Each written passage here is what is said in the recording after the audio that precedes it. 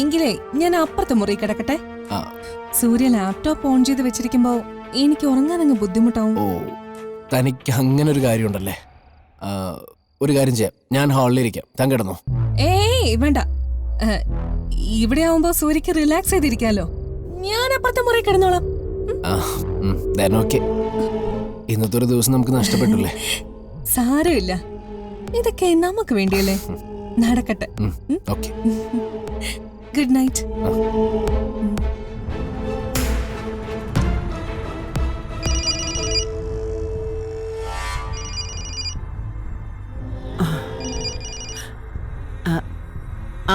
മോളെ പ്രിയങ്കേ. മുത്തശ്ശി, ഇന്ന് ഞാൻ ഫിദ മാഡത്തിന് മുന്നിൽ പോയി. അവിടെ ചില സംഭവങ്ങളൊക്കെ ഉണ്ടായി. എന്താ? ശ്യാമ മേഡവും ചേച്ചിയും തമ്മില് സാമ്യമുണ്ടല്ലോ. അങ്ങനെ ഞാൻ പറഞ്ഞപ്പോ ഫിദ മാഡം പെട്ടെന്നൊന്ന് പരിഭ്രമിച്ചു. പറയാൻ അവർക്ക് വാക്കുകൾ കിട്ടാതായതുപോലെ. പിന്നെ എന്തൊക്കെയോ പറഞ്ഞ് അവർ എന്റെ മുന്നിൽ നിന്ന് രക്ഷപ്പെടാൻ ശ്രമിക്കായിരുന്നു. നമ്മുടെ സംശയം ശരിയാണെന്ന മുത്തശ്ശി തോന്നുന്നേ. ഞാനും ഇത്രയും നേരം അത് തന്നെയാ മോളെ ആലോചിച്ചോണ്ടിരുന്നേ.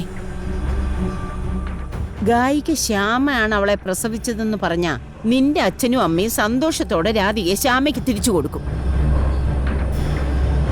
ഇത്രയും പ്രശസ്തയായ ഒരു പെണ്ണ് വർഷങ്ങൾക്ക് ശേഷം സ്വന്തം മകളെ കണ്ടെത്തിയെന്ന് പറയുമ്പോ ഈ പത്രക്കാരും ചാനലുകാരും ഒക്കെ അതിനെക്കുറിച്ച് മാത്രമാവും എഴുതുകയും പറയുകയും ഒക്കെ ചെയ്യുക.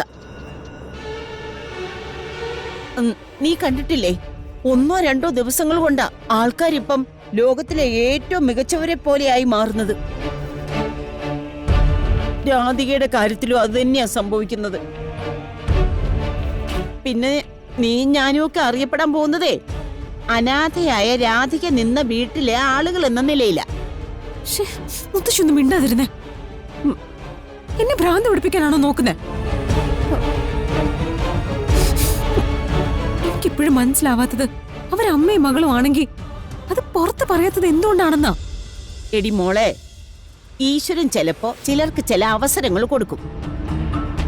അതുപോലെ എനിക്കും നിനക്കും തന്നിരിക്കുന്ന അവസരമാണ് അമ്മയ്ക്കും മോക്കും ഒന്നിച്ചു ചേരാനുള്ള തടസ്സം. ആ തടസ്സം ശ്യാമ മാറ്റുന്നതിന് മുമ്പ് രാധികയുടെ കാര്യത്തിൽ ഒരു തീരുമാനം ഉണ്ടാവണം. വീട്ടിലുള്ളവരും നാട്ടിലുള്ളവരും അവളെ വെറുക്കണം.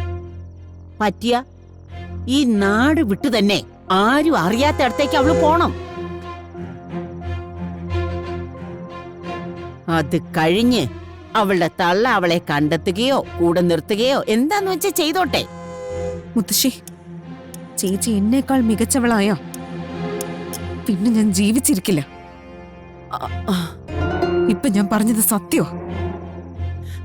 എടി, എല്ലാത്തിനും ഒരു വഴി ഞാൻ ആലോചിക്കട്ടെ മോളെ. ഒരു വഴി നമ്മുടെ മുമ്പിൽ തുറന്ന് കിട്ടും. അവളീ നിൽക്കുന്ന നിൽപ്പിൽ കണിമംഗലത്ത് നിന്നും എല്ലാവരാലും വെറുത്ത് പുറത്തയക്കാൻ പറ്റുമെങ്കിലേ ആറ്റുവാശ്ശേരിയിൽ നിന്നും അവളെ അടിച്ചിറക്കുന്ന കാര്യം ഈ ഞാനും ഏറ്റു. ഞാൻ നോക്കട്ടെ മുത്തശ്ശി. ഇനി എനിക്ക് ഊണും ഉറക്കവും ഒന്നുമില്ല. ഇതിന്റെ മറുകര കണ്ടേ ഞാൻ അടങ്ങും.